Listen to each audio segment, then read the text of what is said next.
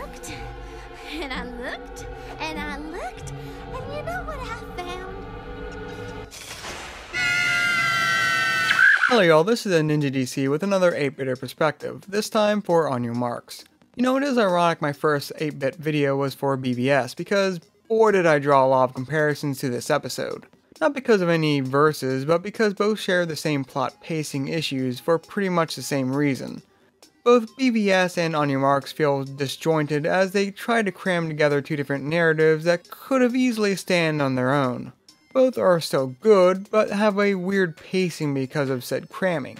What I mean is, On Your Marks feels like two CMC episodes that were smashed together, one being how the CMC deals with not searching for their cutie marks anymore, and another where Apple Bloom helps a cult find his cutie mark. The thing is, both are good stories that could have easily stand on their own, especially the one with the CMC finding the CMC's purpose after getting their cutie marks. Bronies have speculated about that concept for years. Needless to say, it has a lot of potential. Yet, it only gets 2/3 of an episode, which is rather disappointing. Sort of like the Batman vs Superman part of BvS. The other 1/3 being the B-plot of Apple Bloom helping a blank flank get his key mark, and also realizing it's not about how good you are at something, but how much you enjoy it. Which is actually a very great moral for a CMC episode, or an episode in general.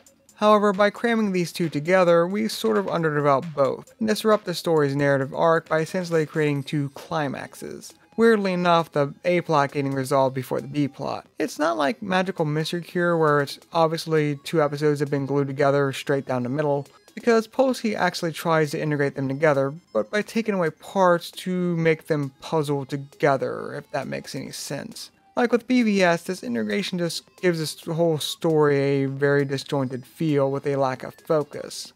That said, while the pacing is off, the parts of it are very good. One of which is Apple Bloom's solo song, which marks the season's first non-Pinky song. The characterization was also on point. I was worried with Polsky writing the CMC again, as he's been hit or miss with their characterization, like making Sweetie Belle the leader of the CMC for season 4, for reasons. Look, I love Sweetie Belle, she is in fact my favorite CMC, but Bloom is the clear leader of the group, like she was here. The morals were also good, both for the A-plot and the B-plot. Like I said, both plots could have been standalone episodes, and that goes for their morals as well.